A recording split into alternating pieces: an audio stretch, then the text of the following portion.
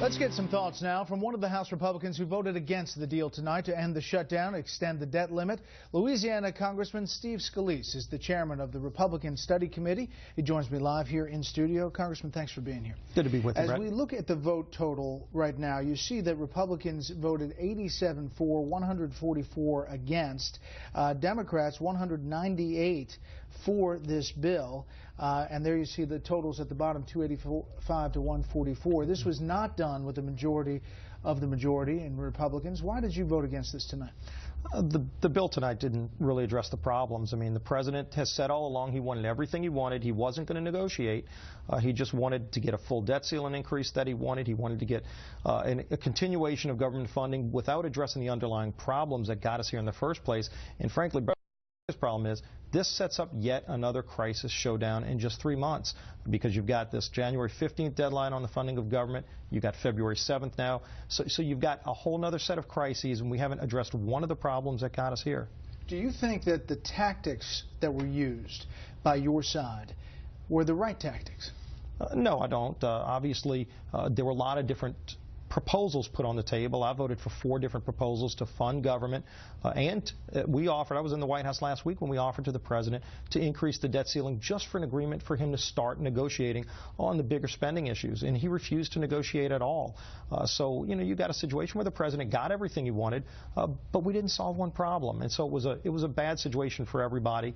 A lot of us didn't want to be in this position, but I think you had a president who wanted this to happen for a long time because he thought he could get political gain out of it. Well, you know, we talked about this, and Ed mentioned it in his piece, that he wants to break the fever, he says, of the Republican Party, split the Republican Party, essentially. Do you think that that's happening?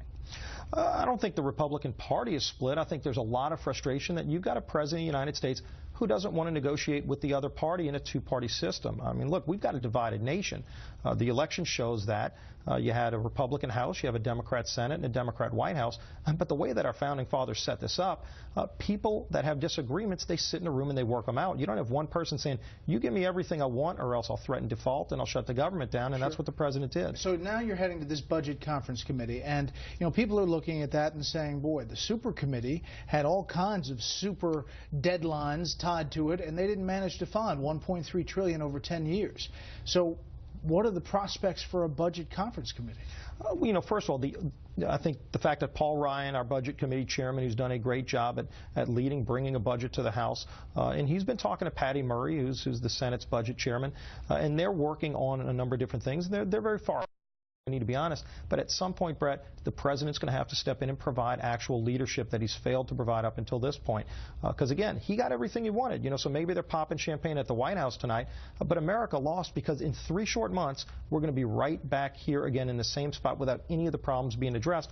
And the only way they're going to get addressed is if the president finally acknowledges that he's got to sit down at the table and address the fact that, look, Medicare is going bankruptcy in just a few years, going bankrupt in a few years if we don't fix it. We want to save it. We put a plan on the table. It's time for the president to put his plan on the table, and let's start getting this done. What's the thinking in your caucus about Speaker Boehner? Is his speakership safe? What is the general consensus about Speaker Boehner throughout this time?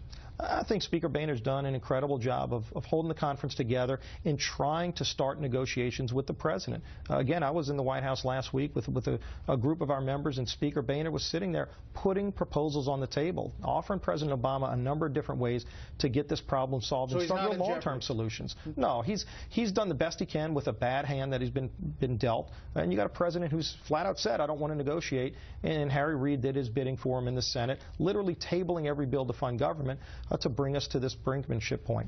Last thing, before I let you go, were you in the chamber when that whole dust-up happened with the stenographer? Yeah, it was obviously very unfortunate.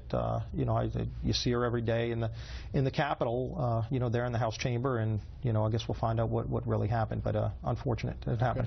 Congressman, thanks. We'd love to have you back. Thanks. Great being with you, Bret.